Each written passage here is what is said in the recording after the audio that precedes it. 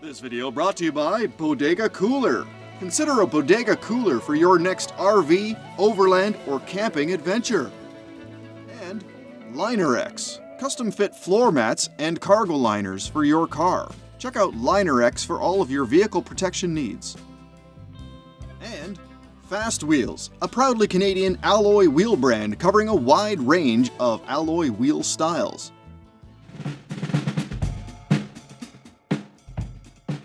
Well, good morning, folks. Welcome to day 3. We're just sitting here drinking some coffee. Just a quick update about the trailer. Everything so far is going great. All the electronics are working. Hopefully that stays. Yeah, not a lot to talk about right now. I mean, you saw the campsite last night from that other video that I just posted. If you're new to this series, though, just a quick update. We are traveling across the country, 15,000 kilometers, all the way across the country, down to the United States, all the way across the United States, and then back up to Canada. So at least 15,000 K, probably more, pulling a trailer that we're sitting in and doing it with an electric vehicle. Anyway, so this morning, we're going to head out to, we're either going to go to the Tyrell, the Royal Tyrell Dinosaur Museum, or we're going to go to the Hoodoos and do a walk through there. They're in the same place, but we're going to do one or the other first. I'll definitely get some video of that. It's pretty cool. You got to see it, so stay tuned for this the rest of this video.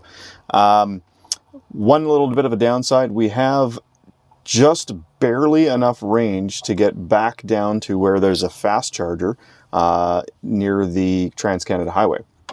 There's no fast chargers in Drumheller at all. There's 3 level 2 chargers. So what we're going to do is we're going to go to a level 2 charger, and they got a real big, they got the world's biggest fake dinosaur statue thing there. So we're actually going to go there and we're going to plug in and charge and just get a little bit there while we check out this big dinosaur. And that should give us enough of a safety buffer to basically get back down to the Trans-Canada. Now, talking about all these chargers and finding these charging stations and whatnot, I want to make it very, very clear that we are not experiencing any range anxiety at all.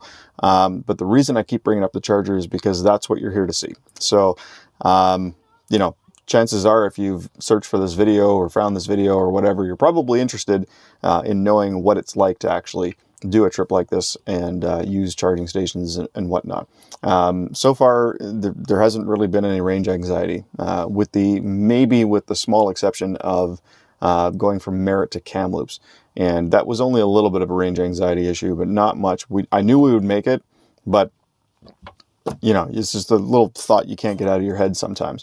But it was just that one time, honestly. And really, if Merritt actually had some good working charging stations, then that wouldn't have been a problem. So, yeah, other than that, so far, everything has been going great. So we'll see you at either you know what, we'll see you next at the world's largest dinosaur. So what will take for us probably about an hour or so to finish up here and pack up and get there will take about 1 millisecond for you. See you there now.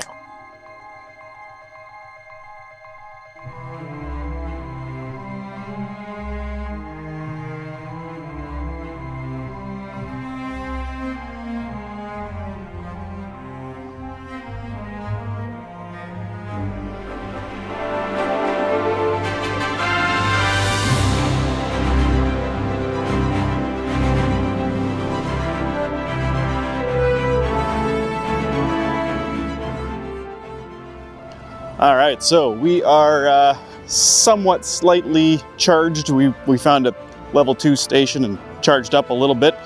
But we're gonna spend some time here at the world's largest dinosaur. As you can see, it's quite large.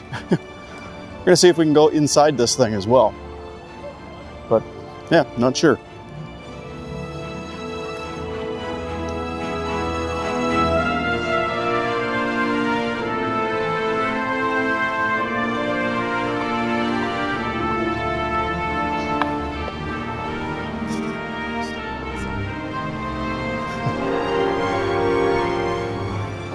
Just going up into the mouth of the dinosaur.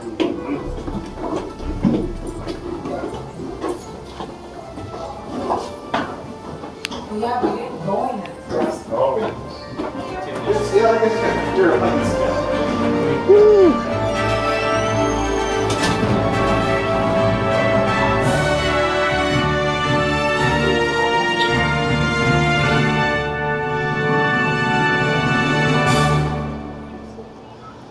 right, so for all you flat earthers out there, there's the pyramids, there's the Statue of Liberty.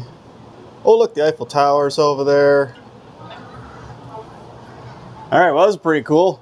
But anyway, next stop will be the Tyrell Royal Museum. Royal Tyrell Museum.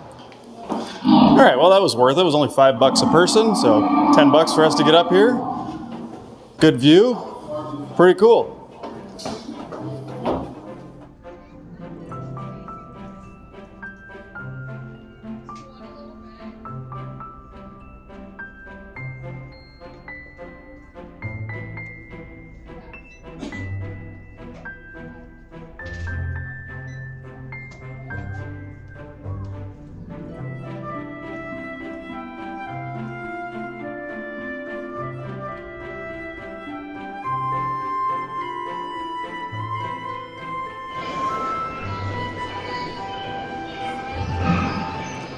The Royal Tyrell Museum of Paleontology is a paleontology museum and research facility in Drumheller, Alberta, Canada. This museum was named in honor of Joseph Burr Tyrell and is situated within a 12,500 square meter building, or 135,000 square feet, designed by BCW architects at Midland Provincial Park.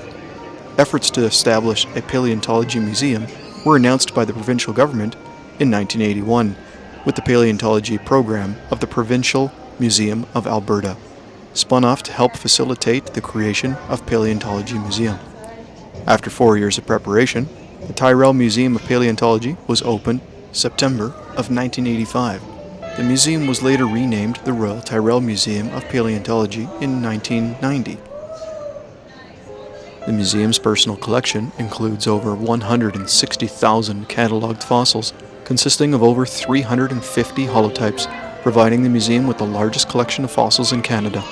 The museum displays approximately 800 fossils from its collection in its museum exhibits. In addition to exhibits, the museum's fossil collection are also used by the museum's research program, which carries a mandate to document and analyze geological and paleontological history.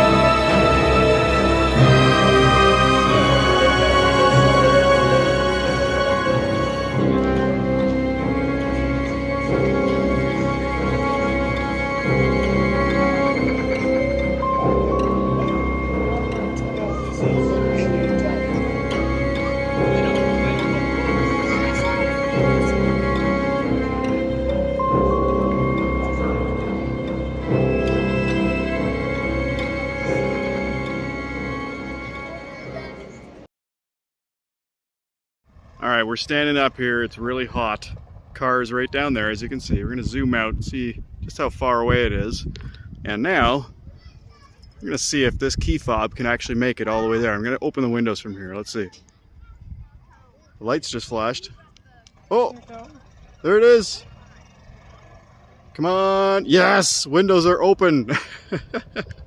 Not sure if you can see it on video here or not. Whoop, but the windows are now open. Fantastic. 75 million years ago, when dinosaurs walked the earth, southern Alberta was a subtropical paradise of towering redwoods and giant ferns. Today, fertile plains suddenly drop away into a world of multi-hued canyons and wind-sculpted hoodoos, spanning east from Drumheller to the Saskatchewan border and south to the United States. This region is known as the Canadian Badlands. It is home to the largest deposits of dinosaur bones in the world. At the southeast end of the Badlands, the Cypress Hills rise 600 meters above the plains like a vast layer cake of sedimentary rock. An astonishing diversity of plants and animals make their home in the grasslands, forests, and wetlands of these high, lush plateaus. The Milk River Natural Area to the south of these hills preserves the wild prairie in the same undisturbed state as when the buffalo roamed.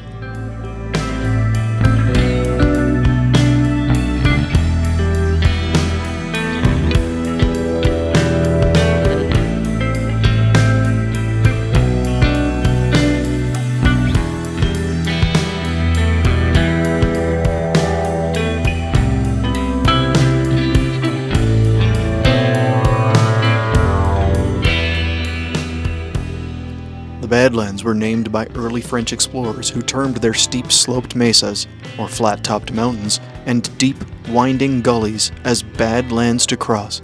Don't miss a chance to camp and explore this otherworldly landscape.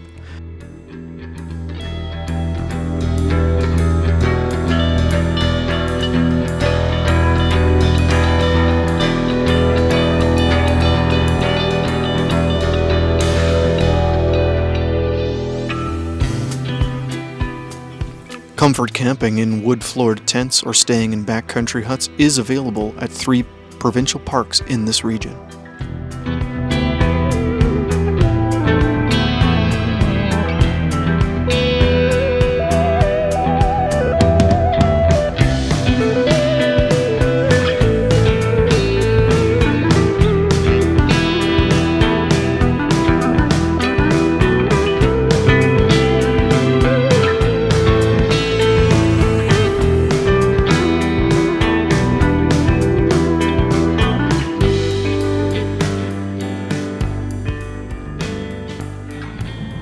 So a little update, we are on our way back to we're on the freeway now, we're on our way,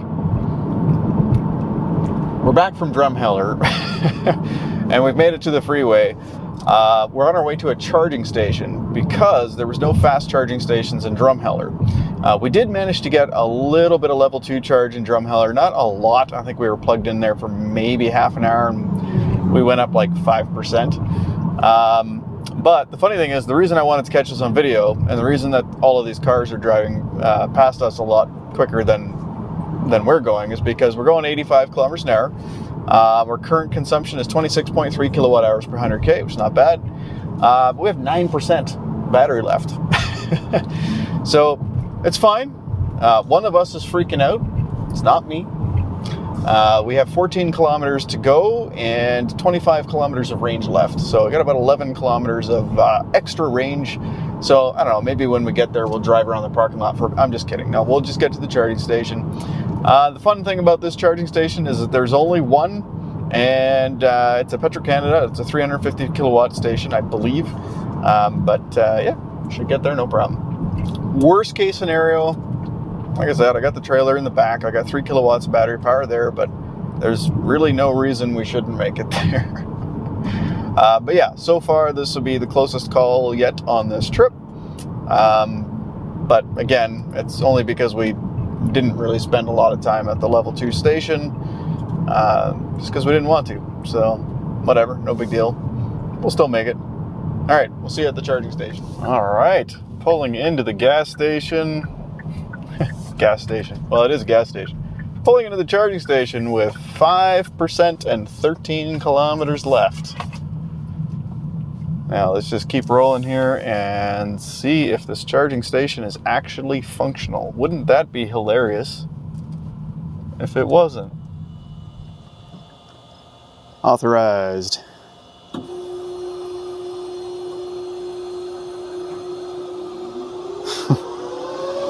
Charging failed. Excellent. All right, well, after some mucking about, we managed to get this charger going.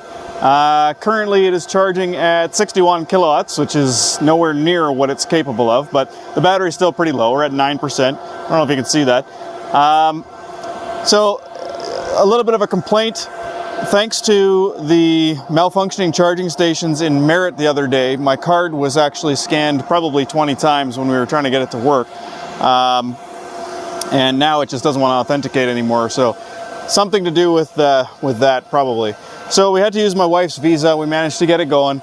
I couldn't even use the app. Like, it would just screw up the same way. So what we're experiencing here is a poor connection on the charger handle. So you can see I've actually got this plugged in a little bit differently now, so that there's a better connection to the actual data pins. I called up Petro-Canada's customer service while we were trying to make this work. We've only been here for about 5 minutes, so it's not a huge deal, but I gotta say, man, their customer service is absolutely atrocious. Their troubleshooting consists of unplug it, wait 3 minutes, and plug it back in. That's basically what he said 3 times, and we did that 3 times, and then finally I just gave up. I'm like, you know what, I'm just gonna hold this thing up and see if it'll authenticate, and sure enough it did. So I told him, I was like, listen, you need to add this to your repertoire and tell people to try it, and sure enough it works. So they're going to send a technician apparently to replace this cable, you know, probably sometime in the next 10 years it'll get done.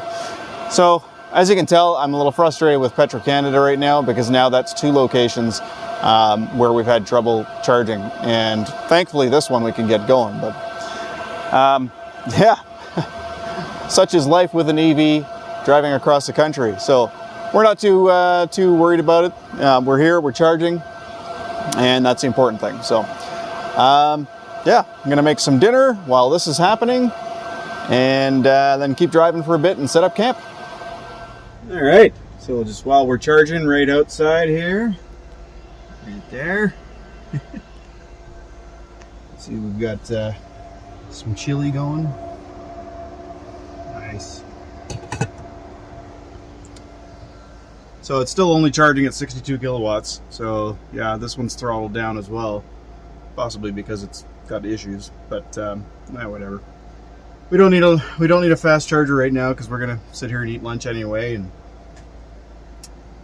by the time, or not lunch, sorry, dinner. By the time we're done dinner, the car should probably be 100%. So whatever. All right, we have made it to our campsite here in Brooks, Alberta. I forgot to mention that last charging stop, it cost $37. We were there for about an hour and 15 minutes to get up to 100%.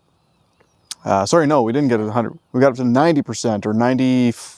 No, 97% is actually where it shut off. Yeah, nice camp spot here. Pretty basic, just kind of grassy area. And we've got the car plugged into 110 volts just to get a little bit extra juice tonight. But yeah, let me show you our little campsite here, just to see how we've got things set up. So obviously we've got the propane fire from Amazon, nice cheap propane fire pit right next to the thermocell, which I'm still not convinced actually works, because there's another one right there and we're still seeing mosquitoes. Yeah, that's connected to the propane tank, of course. Now, if anybody has seen these on Amazon, the flame is not normally nearly that high. It's about half that height. I actually drilled out the propane nozzle to get a little bit more flame there. Yep, as you can see, Leslie's got mosquitoes flying around her face. We have over here the washing machine. So that's currently running. Got a few articles of clothing in there, powered by the Bodega GP50. Battery pack,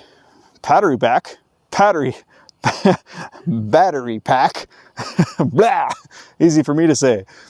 We had the propane heater going for water. I was able to take a nice comfortable shower in our little homemade shower thingy here, so that was kind of cool. Yeah, about to sit down and have a beer and enjoy, but I'll go ahead and sign off for today. Not sure if I'm going to get this video up tonight, probably not, because it is going to require some editing and whatnot, so I apologize if it's not up, but we'll get it up tomorrow. All right, thanks so much for watching, and have a great day.